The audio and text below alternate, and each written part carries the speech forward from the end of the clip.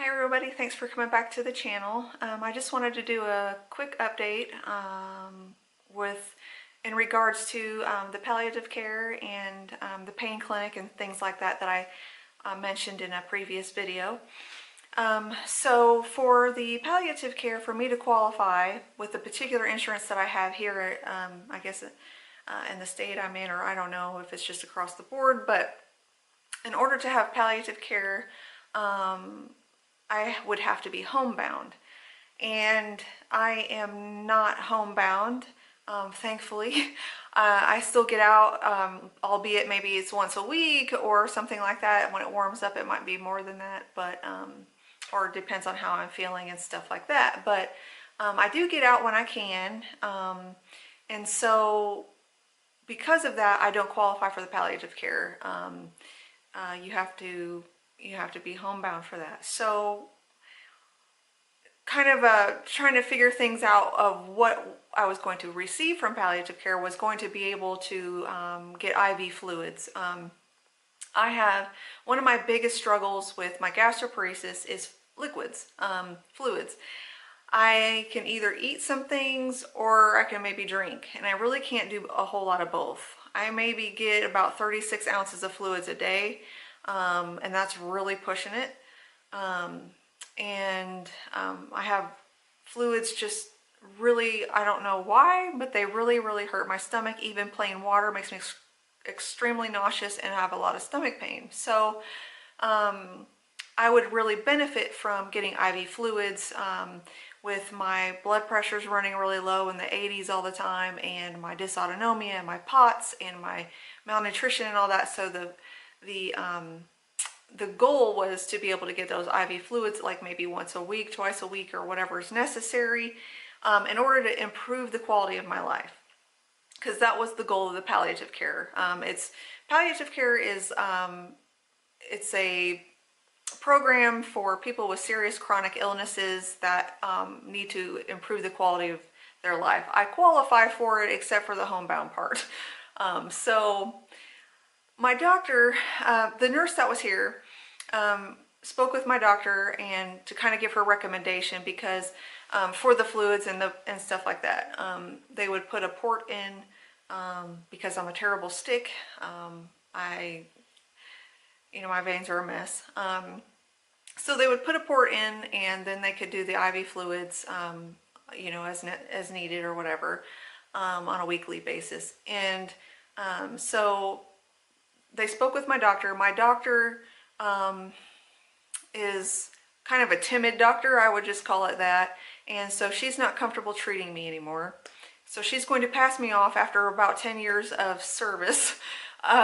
She's going to pass me off to another doctor that is probably more comfortable in ordering these IV fluids at the infusion center and things like that. So that's the plan right now, is she's going to refer me to another doctor. When I have that appointment, I do not know. So this whole process is still going to take a while.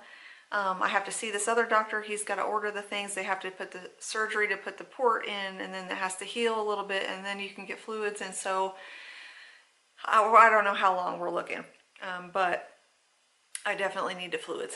I'm really dry, dehydrated, and things like that. And I really don't like making trips to the ER for fluids.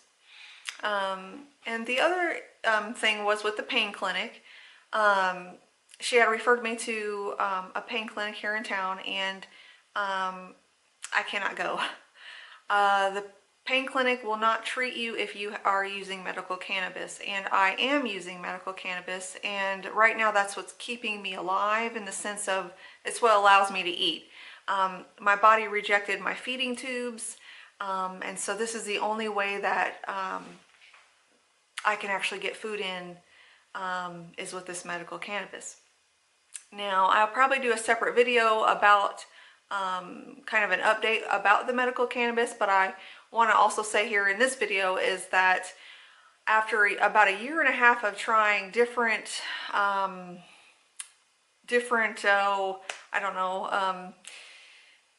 types of medical cannabis, so like tinctures, oils, flour, edibles, things like that. After trying different strains, all that stuff, I finally found something that takes the edge off of my pain. And it's incredible. So I'm really, really hopeful and encouraged by that. And it doesn't affect my like mental capacities or anything like that, which is awesome. And then, so, you know, my mental capacities, my memory is still kind of bad, just because of the, my blood pressure being low, my POTS. I have cerebral hypoperfusion, which means I don't get enough blood supply to my brain, and that means not enough oxygen, and so my memory starts to decline, and I don't remember things. I don't remember what I'm just saying sometimes, and so it's not really, has nothing to do with the medical cannabis. Just putting that out there. So right now it just kind of looks like I'm on my own as far as treatment for all this. And I'll probably do a separate video kind of talking about what I'm doing still with my treatment of my gastroparesis and things like that. So, but I just wanted to kind of update you guys about the palliative care and the pain clinic. So yeah.